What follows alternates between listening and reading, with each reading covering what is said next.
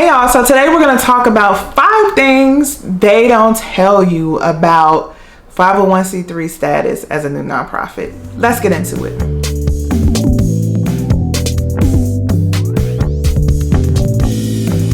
Hey y'all, this is Tiffany with Boss on the Budget. I help new and small nonprofits get up and running. If you need help with your nonprofit, you should be subscribed to this channel because I share videos on the startup journey for nonprofits and also how to raise money for new nonprofits. And I want to do a video that talks about things that people don't tell you, right? Things that people don't necessarily share. I also did another video, which was kind of a part 1 of this, things people don't tell you about starting a nonprofit, that has a little bit of a different focus. But today I'm going to talk about particularly when it comes to the IRS and maintaining your 501c3 status. Now, if you need help start your nonprofit, I do have a step-by-step checklist. It's linked below. It's my nonprofit startup checklist. It is completely free, so make sure you check it out. So the first thing that people don't necessarily share is what the IRS is interested in. A lot of people don't get, first of all, that there are different levels of regulation when it comes to your nonprofit. There's a lot that happens on the state level that people don't even understand. But when you get to the federal level, when it comes to the IRS, they're interested in very particular things. And it's not always what you think. The IRS is mainly concerned with how you handle your finances, the transparency of that, and making sure that you actually are carrying out your charitable purpose. Because the IRS is there to collect income tax, right? So if you get the benefit and the privilege of not having to do that, then they're going to try and make sure that if you said you were doing something that means it's charitable, that you're actually doing it, right? And they also are interested in things that you're doing to protect your charitable status, to protect your charitable purpose, and to make sure that you're actually making decisions from that mission and not motivated by other things, not motivated by personal interest, not motivated for the cause of making money. That shouldn't be the motivation for what you're doing. It should be to focus on your charitable purpose, which is why you were granted 501c3 status in the first place. So it's important to understand that context because a lot of people are often confused by things they're not allowed to do. And some of that I'm going to share in this video as we go along. But in particular, when it comes to like having family and friends on the board, a lot of people get confused. Why can't family and friends be on the board? Those are people I trust, because they don't really understand what it means to be a nonprofit and that the IRS wants to protect the interests of the organization, and it's hard to do that when everybody on the board is affiliated with each other.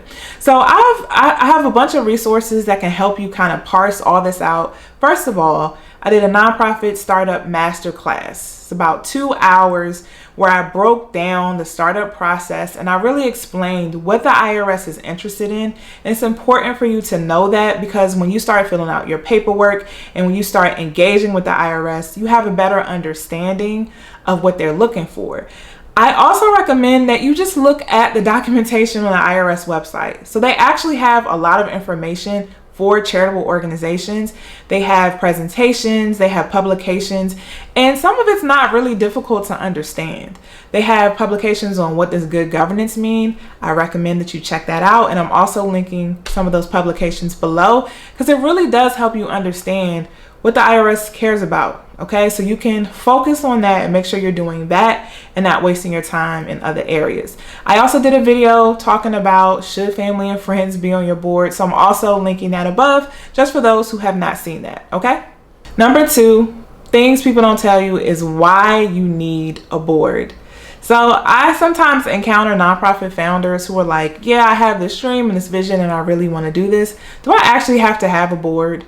And what makes it even more confusing is that in some states, when you set up your nonprofit, you don't have to have more than one person on your board. You don't have to have more than one person to set up the nonprofit. My state is actually like that. You only need to have one person to get set up. So it can get really confusing when I start talking about the importance of having a board early on from the beginning, because people are like, I don't need one, right? I can set it up by myself. So why do I need to have that structure in place?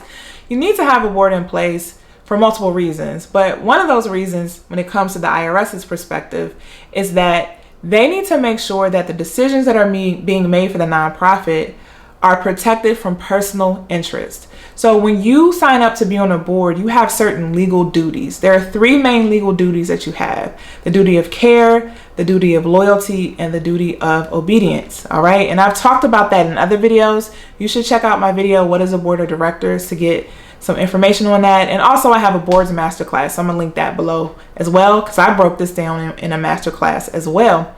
But as part of your duty of loyalty, you have to make sure that you're loyal to the organization, not to any one person or your own interests. So you have to make decisions that are the best for the organization. So when you start making decisions that can enrich someone or that benefit someone unfairly or privately, then the nonprofit cannot be assured that you're using your finances responsibly. And it's up to them to decide whether or not you're still worthy of that 501c3 exempt status. So when you don't have people in place to kind of monitor and be a checks and balances for that, then they're not really assured that you can maintain as a public nonprofit. Here's the other thing. When it comes to your donors and your funders, when you don't have that layer of protection in terms of a board, when you don't have people who are providing kind of that oversight and providing that long-term strategic view about where the organization should go, and it's just one person running the show, it does not provide a lot of confidence to people who want to give you money that there are checks and balances about how that money is going to be used. So it's really, a lot of it is around financial protection, transparency, all of that. But also, just to take a step back and not even talk about finances, you want to make wise, sound decisions, and you need a group of people to do that. You don't need to have all that on your shoulders about where the organization is going, right? It's good to have varied perspectives and experiences and opinions to help make your decision making more well-rounded. Number 3 is very much related to what I've been talking about already. It's around why conflict of interest matters. So if you're new as a nonprofit, you may not even be aware of the importance of managing conflicts of interest.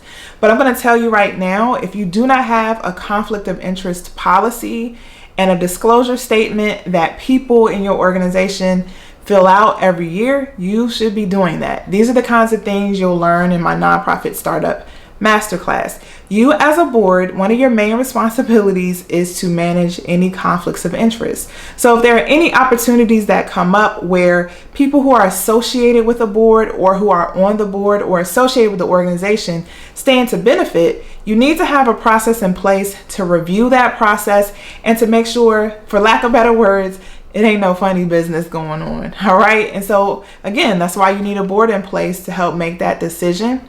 And it gets tough when everybody on the board is related to each other, or everybody on the board stands to benefit from the decision that they're all voting on. That is a huge breach of trust when it comes to managing a public organization. And you have to remember, this is not your personal organization.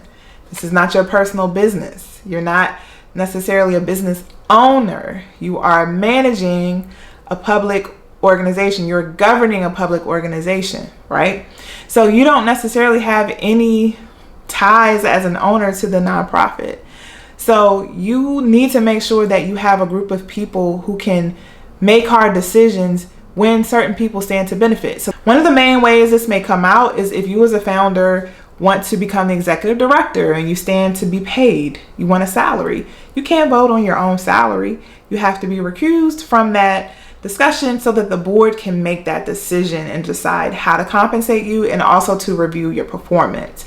Now imagine if everybody on your board is related to you. It's kind of hard, like separating yourself and recusing every single person on the board. So you just want to make sure that there's a process in place to manage conflicts of interest. And I'm not a lawyer, so what I'm about to say, you absolutely, when you have conflicts of interest, you absolutely need to consult a lawyer if you have questions about this.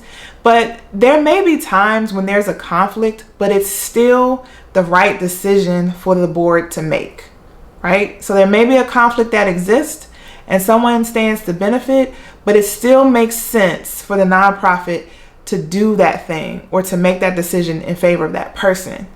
Okay, and that's okay, but you need to make sure you document the decisions that you make And you need to make sure that the board is front and center in making that decision. All right. So again, when it comes to conflict of interest, you need to have a policy in place, and you need to have a process for annually disclosing any potential conflicts of interest.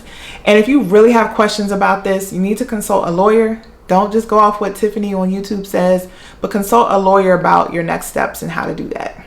The fourth thing that people won't tell you, or people are really confused about, is that the fact that you can make money. You can actually make money as a nonprofit. So you'll hear a lot of misconceptions when it comes to nonprofits. I mean, a lot. I've heard everything. Nonprofits shouldn't be paying their employees. Your charitable organizations, you should only be using volunteers. You shouldn't be making money. You can't sell things. You can't have a liquor license. You can't do this. You can't do that. And all of those statements are not necessarily true.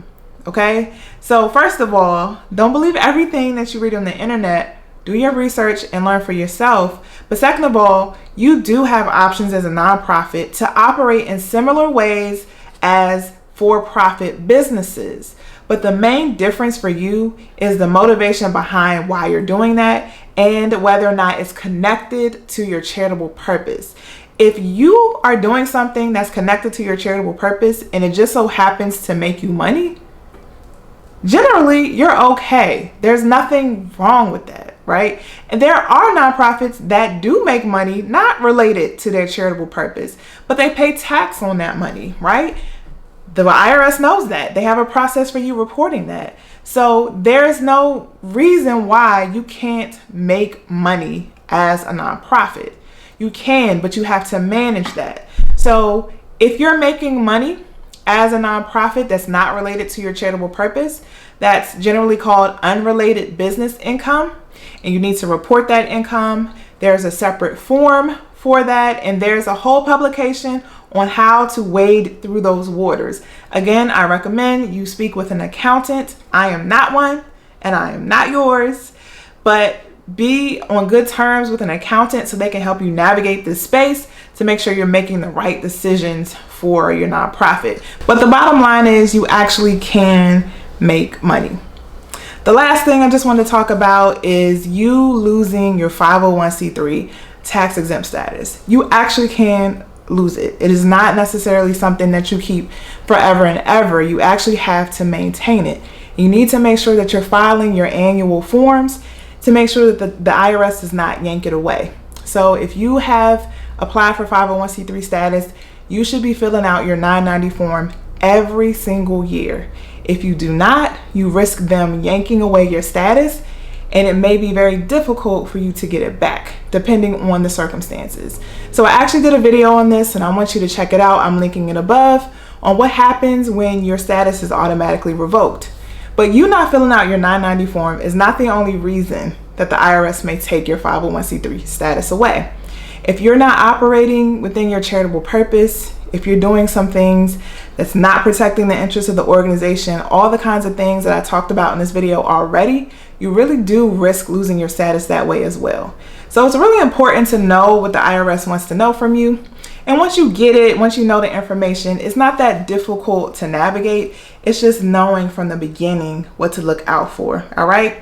So as I said before, if you have a lot of questions about this, my nonprofit startup masterclass can really clear up a lot of the questions that you may have. But if you have other questions, you can always visit me at www.bossonabudget.com. Otherwise, I'll see you in the next video.